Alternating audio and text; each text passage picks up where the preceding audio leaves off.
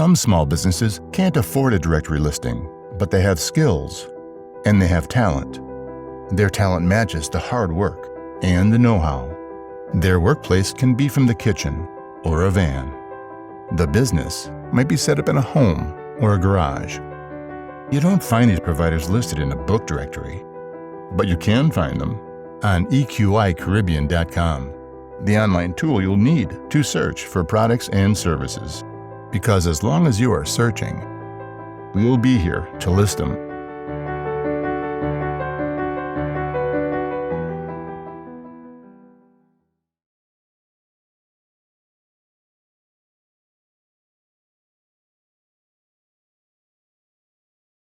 Yes, we're here, court in session for another week. I'm joined with the Alan Pinder, the Bajan Scout, and also Avenger number 2. Avenger number 1 is under the weather. I don't know which weather, but let's say he's on the weather and we'll leave it at that. Right. So first we will look at, of course, you know, court in session is all about the NBA right now. So the first thing we will do is look at the East, and we'll go and speak to the Bajan Scout, Alan Pinder, about that East. Tell us about the East there, Alan. The East is very interesting coming down the stretch. The Heat were a little bit unsure. We weren't quite sure what was going on with them, particularly after the Jimmy Butler situation. But they seem to have picked up recently. They've won 4 in a row. They've been playing much better. Oladipo, he was benched for quite a while. I think when Spoelstra went out, he somehow got back into the rotation, and he had a couple of really good games for them. So I think just with a few games left to go, I think the Heat probably should have won that number 1 seed. But 2, 3, and 4, I mean, that's very fluid. Boston Celtics, Milwaukee Bucks, Philadelphia 76ers. We don't know how those teams are how they're gonna shake out. Then if you come down to the play-in is essentially set with the Cavaliers, the Hawks, the Hornets, and the Nets. But again, those records are very close. People are panicking a little bit with the Nets right now, but their schedule looks pretty nice coming down the stretch. I think they can reasonably come up to 7th place, especially given the injuries that the Cavaliers have.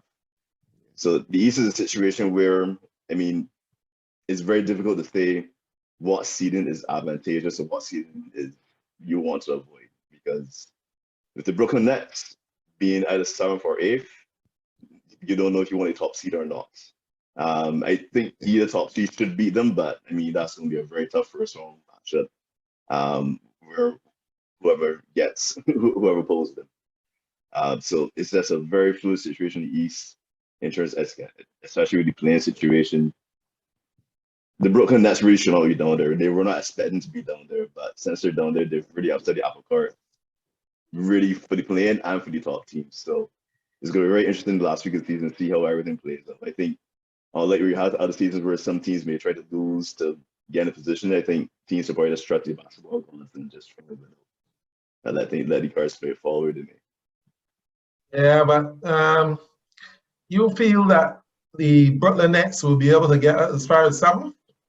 I mean, theoretically they can get it, but you feel they can get as far as 7th? I think it's possible because right now they're like 2 games behind the Cavaliers. They have an easy schedule to finish out. The Cavaliers have a tough schedule, particularly with their injuries. I mean, they could get to 7th, but I'm not sure if they will. I mean, even if they get as high as 8th, and they could potentially beat the Hawks in the play, because the Hawks have to tiebreak over them. So if the Hawks move up to the 7th, which I think is more possible, Brooklyn moves up to 8th, and Brooklyn wins that playing game, then Brooklyn moves in 7th place. So it's very fluid right now. I think they could get 7th. There's a path for them to get 7th. Yeah, Nets would have something to play in, because that 9-10 spot compared to the 7-8, the 7-8 only has to win 1 game, whereas the 9-10 have to win 2. So it's still in their best interest to maybe try and get it. Even if it's the 8th, and even if it's a road game, it's still them having 2 chances as opposed to maybe 9-10, and then all of a sudden they lose and then they don't have that second chance. So yeah. Yeah, but Brooklyn's lost in a row, so we don't know what's going to happen there. They are dealing with some injuries themselves, so yeah, they may not move up. This is really It should be very interesting going on to the end of the season, especially in the East. And for Miami getting number one, right now you will pull the Brooklyn Nets, and that would be. I don't know if I would want to be number one, pull the Brooklyn Nets, even with their injuries, unless it is KD that is injured. But even with their injuries, I don't know if I would really want them. But Miami is a good unit. They are a positive unit. They seem to be able to plug and play. Whoever they plug in usually turns up and performs. So it will be an interesting series, but I still feel Miami will probably get home. So I can't see Brooklyn being in 4 games. I can see them in a couple of games, but 4 games would be unless one of the major players get hurt. I don't see Brooklyn being in 4 games. Not currently how they are constituted. Yeah. So that's the East. The East is where all the fluidity is. What about the West there, Avenger number 2? How is the West looking? The West is a little bit more clear cut in tiers, but it's still fluid in certain areas.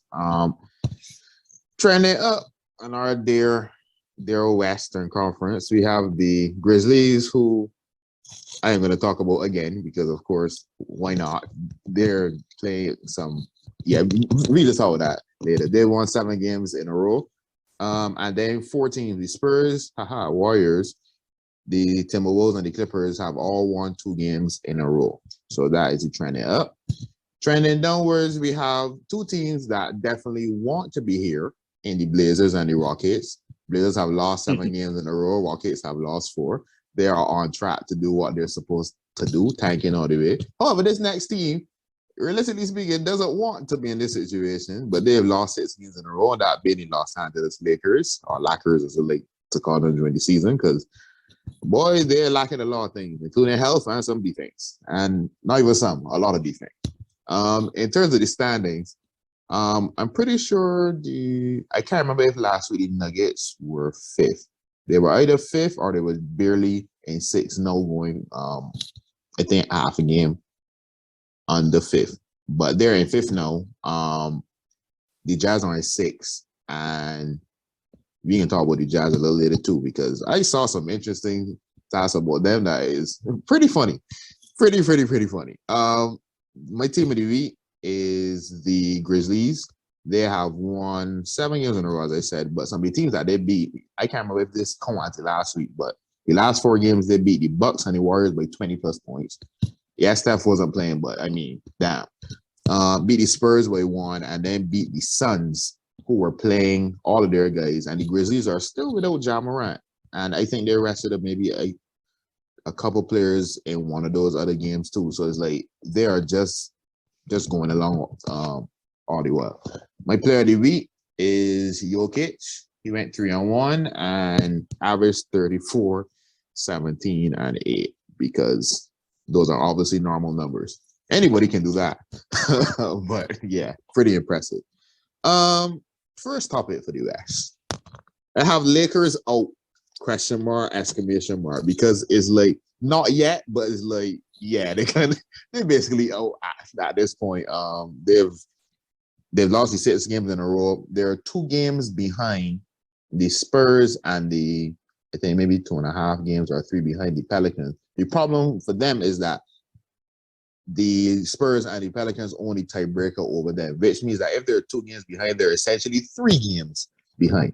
So the Spurs could lose out and lose all 4 of their remaining games, but the Lakers would have to go 3-1 or 4-0 in that time, which is highly unlikely, seeing as Braun is not even playing in some of these games. He needs 2 more games to qualify for the scoring title. We don't know if I'm sure he would want that, but I'm not even sure if at this point health-wise he's even capable, because even if he tries to force it and then he has a bad game, that's going to also carry down his scoring average. But the Lakers, they're definitely on the outside looking in. They're on the outside of the outside looking in. So I don't see them making the playoffs. Grizzlies. Yeah, I thought about them, and when talking about the team of the week, I will find a chance to talk about them every week because it's amazing what they are doing. No Ja, hopefully he can come back. I haven't heard any updates, but they don't seem to be too pressed about the fact that he isn't back yet. So I'm assuming that he's on track to be back by the playoffs.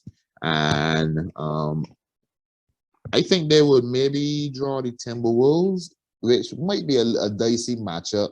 But I think the way how they're playing, I think they could even maybe get through that without Ja if he was to miss time. Not saying that he's gonna miss time. They said no breaking news, I ain't sources. So that's just how I see it. The Jazz. Good old Utah Jazz. Yeah, Boy, they're starting to do exactly what they usually do at this time of the year. Every year is like clockwork. Start to lose games and then start pointing fingers. Pointing just fingers. No, I saw a graphic that said that Spider passes the ball to Gobert. Two passes, not two assists, two passes. Not two assists. He averages, right, 3 turnovers a game, which means he passes to the other team more times than he passes to Rudy Gobert. Think about that. He literally passes to the other team more. That's Rudy Gobert. That's saying a hell of a lot there.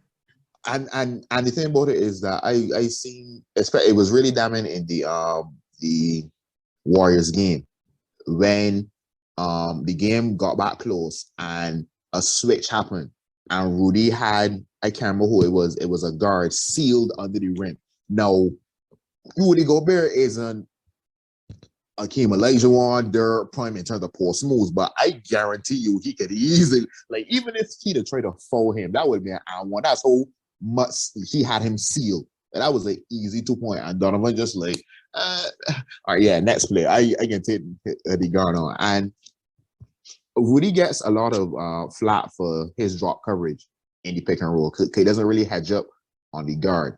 But I'm wondering if that isn't more of a scheme, a coaching scheme, because I don't think after all this time Rudy would continue being dropped if that's not what the coach wants. Because obviously that would be an issue, like it's happening all the time, but the coach isn't changing anything about it. So that has to be a scheme issue. So I think Rudy's getting a little bit more flat than he needs to. And if you say A, you have to say B. If his teammates want to like challenge Rudy and say, well, you gotta step up, man, you gotta be better on defense, blah, blah, blah. As Rudy, I will push back and say, well, yeah, I will, but y'all have to also do a better job of keeping those guys in front of y'all so that I'm not put in situations where I am not in a good spot. Because, I mean, it starts with them. If y'all don't do a good job, then I'm in trouble. Like, everybody knows that is a weakness about the team. You have to help cover up your other players' weaknesses. So, like, if the defenders did a better job on the outside, I think Rudy would be in a much better position. But as we have said it numerous times, Jazz defenders are not that great. The problem is, though, the problem is that Warriors know what to do with them. That's the problem. Yeah. So what Warriors do is play go small and let Rudy go and holding somebody like Klay Thompson. No, Klay Thompson got range right there, your behalf. Like Rudy won't be okay. He doesn't. Because he does not have the foot speed. You don't have the foot speed to guard him. So he want to get up in a position where he would be effective, which is a little closer to the hoop. So he will even try to get into the key or top of the key or just above the free throw line. But the problem with that is when you're playing against the Warriors, the only boy that really coming to throw that line is probably Draymond. Everybody else shooting from by the half line. So he will have a problem against the Warriors. I am not sure he will have a problem against all the other teams. But for sure, against the Warriors, he can have that problem. Yes, Clippers give him. Go ahead. Steve Kerr just needs to follow Tyronn Lue's notes from last year. Let's copy those notes, and he's good to go. Yeah. Just put in whoever he holding, put in pick and roll, and that's the any story. The Jazz don't change it, which is kind of weird, but hey. Yeah, but the Jazz defenders aren't good enough. Yeah, exactly. So I think this is the last year with if they don't do something spectacular like and winning championship. I think this is the last year with Donovan and Gobert though. I don't think that they will go again with the two of them. yeah. I don't know what in terms of their draft picks and contracts and stuff how it will pan out. But I don't know. I have a feeling that and I feel they will keep Mitchell before they keep Gobert. So Well, I will see how that will go. that's if Mitchell doesn't opt out or request a trade. Oh, that's a trade. Yeah, I mean, yeah. because we don't know what's happening. I mean, we're hearing rumors. Everybody got power now. Yeah. We're hearing rumors that Quinn Snyder is going to be available for a job in LA. So yeah, it's like they're already expecting that Quinn is going to get fired. This is crazy. Yeah, but I also heard that that Doc Rivers is a candidate for that job too. So I don't know how. I was like, are they expecting that thing? Definitely not winning. You know, it was kind of strange because there's a man that got like number 4 in the East.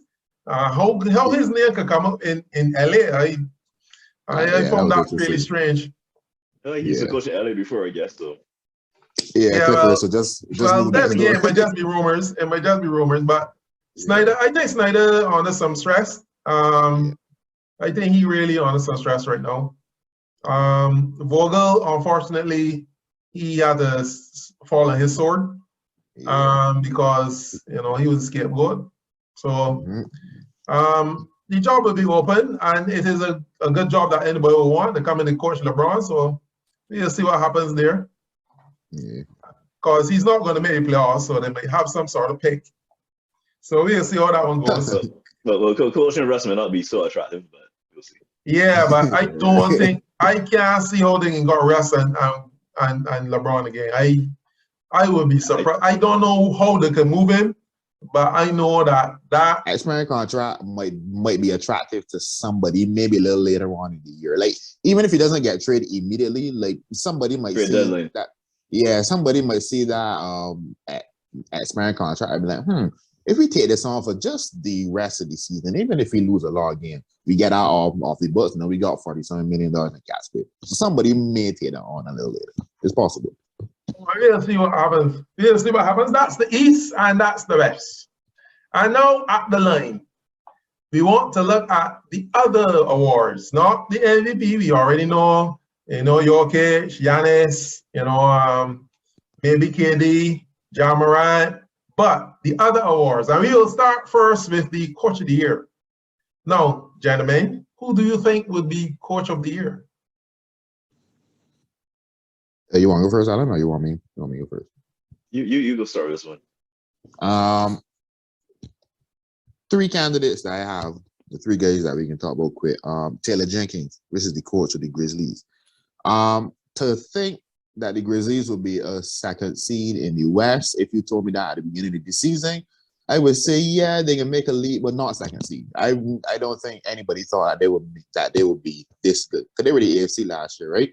So you were thinking maybe if they jump to like the 5th, 4th seed, that would be a more of an improvement from last year thing. But like jumping from 8th to 2nd and doing it with a 20-2 record without Ja Morant also speaks to his coaching, how he's able to plug in guys and keep them motivated and fill in spots with his schemes. Like when Ja isn't there, they don't miss a beat. And it's not like they're playing lower team too. Like they're beating some of the best teams even without Ja. So I give him props for that. Monty Williams is another coach. And I mean, if you win 60 games, I think you should definitely be a candidate for coach of the year. Plus 2, Aiden missed time. I think he missed 20 games earlier up. Chris Paul missed a lot of time. And Chris Paul missed time. Even Booker missed something. Yeah, and he has 60 wins. So that is a very, very good case. And this last person, kind of a dark horse. I don't expect him to win it, but maybe give him some props. Michael Malone.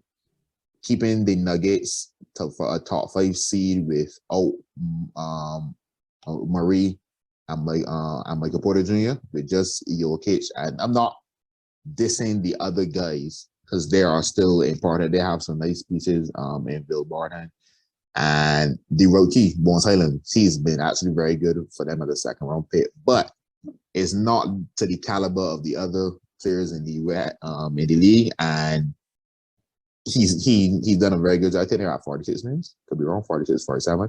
So like I think he deserves some props with that. So those are my three candidates that I got. Well, I noticed that you have picked all the coaches from the West. And Yeah. to say that none of the coaches in East didn't deserve at least a look. Yeah, I'm not saying I'm not saying that, but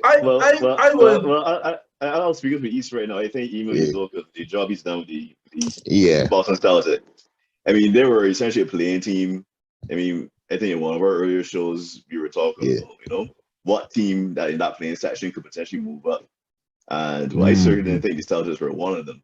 I thought they definitely had a part with Jaylen Brown or Jason Tatum or do something to cheer that team up. But Ime, he somehow found the formula, and he has this team. I mean, if they finish at the second seed in the East, particularly this Robert Williams injury as well, I think that would be a very impressive job. But yeah, I agree. I think Monty probably would get not again this year. But yeah, I think Spoelstra second. Because Spoelstra had at one stage Spoelstra had the whole league playing with him. and I was still able to be first in the East. So what about Spoelstra? I am a little soft on Spoelstra because I watched his growth, and he has really turned into be like one of the top coaches in the NBA. But what about him being one of the top candidates? I understand Monty. I could understand the guy from Grizzlies. I also could get Malone.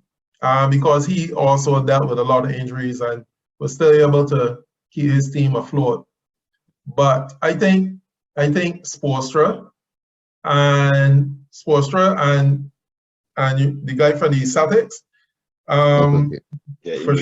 for sure, I think they did a fantastic job of getting their teams back to top of the conference. So it should be interesting at Coach of the Year. So, but Avenger number 2, I don't think anybody will quibble over the 3 that you picked. So we just throw those 2 in there.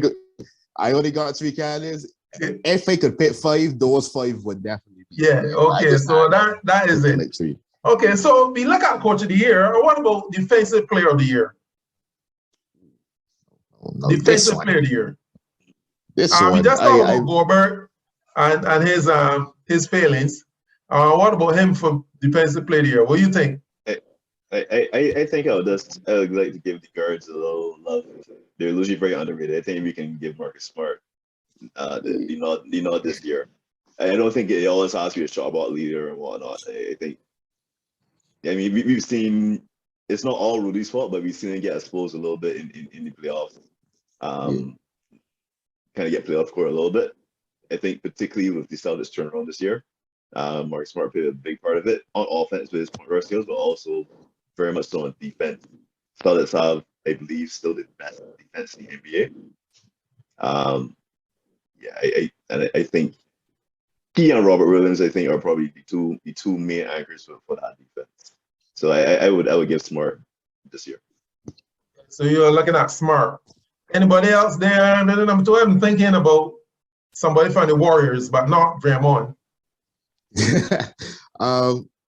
It's good talking about Smart. The only reason why maybe he wouldn't have, like, I don't feel he would get it is because I feel like Robert Williams will kind of like take away some of his votes. And I mean, granted, he got hurt, so that obviously that helped Smart kid. But in terms of the two of them were the main forces behind their turnaround. So I'm glad that somebody gave Marcus Smart some love. He was one of the 3 or 4 guys that I had here. Rudy, I just want to talk about Rudy quick because while the Jazz failings are, like individually, I think he's like 4th in defensive ratios and 2nd in defensive rating. So it's not really a fault of his, but granted, his team is no longer top 10 in defensive efficiency. I think they were like 1st or 2nd or so last year. Draymond, if he didn't get hurt, I feel like Yep. he maybe would be the front runner. And just a little shout out to Bam, because Bam had the Heat, but he also missed some games, but the Heat are like third in points alone and fifth in defensive efficiency. However, you know, I guess Giannis might have a case to win defensive player of the year. Like, I mean, it's not really talked about, but bro, Lopez was out almost the entire year, and he still did a very good job playing a lot of his minutes at center. So, you know, might get Giannis might turn around in. You never know. I also looked at Wiggins, because I think that he has turned into be a fairly decent. I don't think he will win defensive player of the year. Don't let me. But I think he should. You know, he should be in at least that top 5, top 10 conversation when it comes to the defensive player of the year. He might get all defensive team. Yeah, he might get one all defensive team. Yeah, you should get on one of those teams for sure. Right. What about the 6th man of the year? Now, usually, you know, they got certain people that, you know, had this stranglehold on this reward. So, what about the 6th man of the year there? I see you shaking your head there, Avenger number 2. Who do you think is 6th man of the year? This conversation should be very short. Tyler Hero's gonna win 6th man of the year. End the discussion. I honestly don't think it's close. I think he's leading all bench players in points. I don't know if assists. Like, he's averaging like 25 and 4 or 25 and 5. Like yeah, he had this lockup from like week 3, and then that's it. I don't think anymore. I agree there. Yeah. I didn't see anybody else that was coming. Yeah. He's going to qualify though, right? He hasn't started too many games, has he? No. He's going to qualify. I think he's definitely going to qualify. He should be good to go. Yeah. Yeah. So that is defensive player of the year. That is coach of the year. That is 6th man. Only one is most improved. Was the most improved player? Who you think is the most improved player? Just give me top 5, because we really can't say who's the most improved, but let me say top 5 improved players. Well, it's crazy because 2 of these people are actually from the same team. I don't know how that works, but Ja Morant, he averaged last year, like 19 or 18. I know he's averaging 27, and his team is doing really well. So I guess that will help his case. Desmond Baines too, also on his team. Like, he was averaging 9 points last year. I know he's averaging like 18 and one of the best 3-point shooters in the league, like top 5 in makes or something like that. Or like, he's just all of a sudden he's like, dang crazy. He's like Klay Thompson on like drugs or something. Like, just can't miss. Darius Garland. I think I like Darius Garland a lot.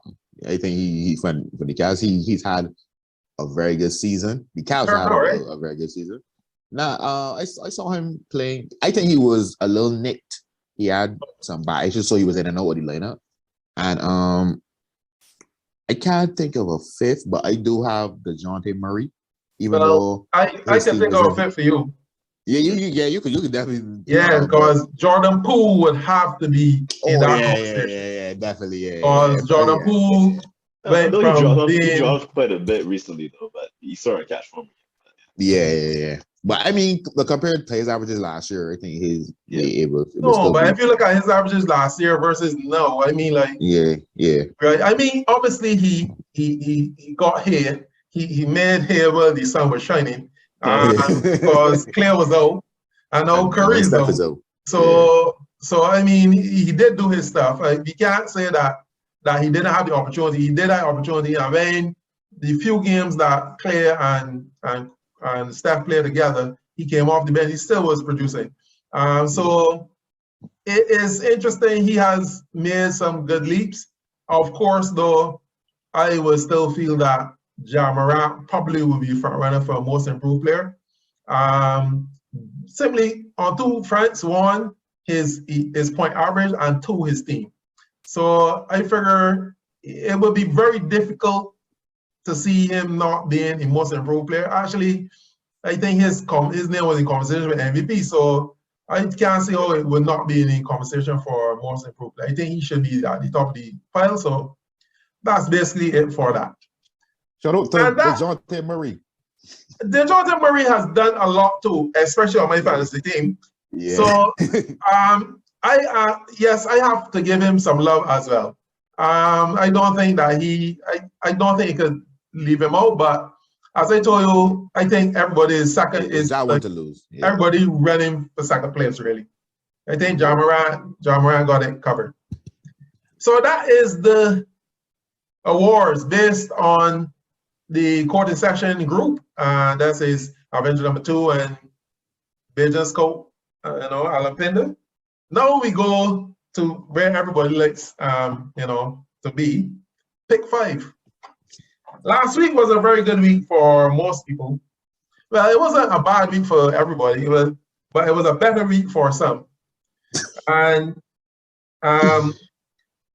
this is a week where Keelan didn't end up getting the most. So Teron will keep noise today. But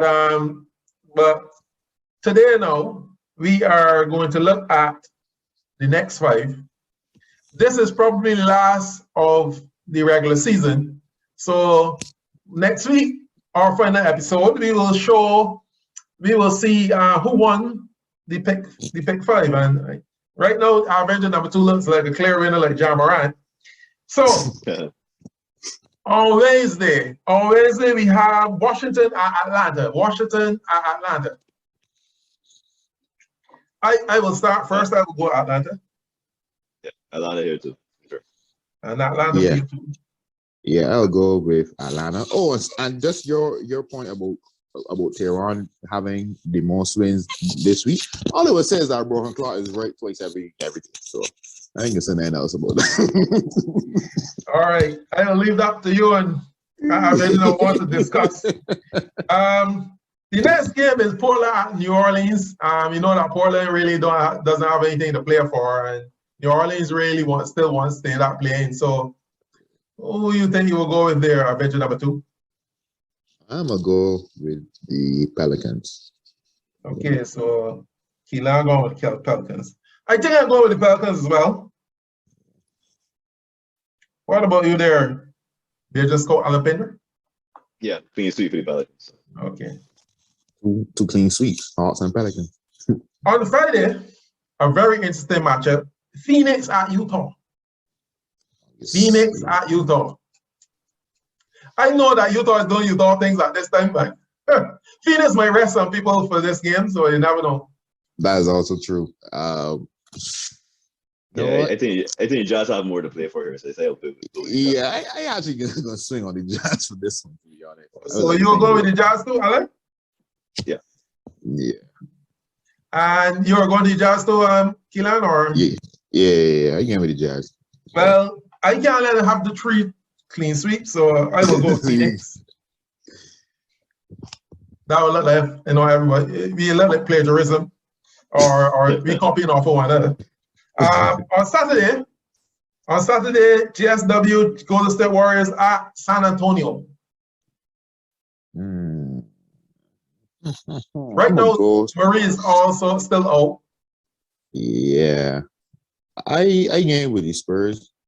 Not only because they're my team, but I feel like Warriors, I don't know. They will rest people, like they've been resting people even though they're like 30 isn't even locked up. So I feel like they may rest again. And Spurs kind of want at least. I don't think they seem not to be afraid of anybody. I don't know if that's full bravado or if that's real confidence, but we'll see. So what about you, Alapinda? You're going with who? Yeah, the Warriors here.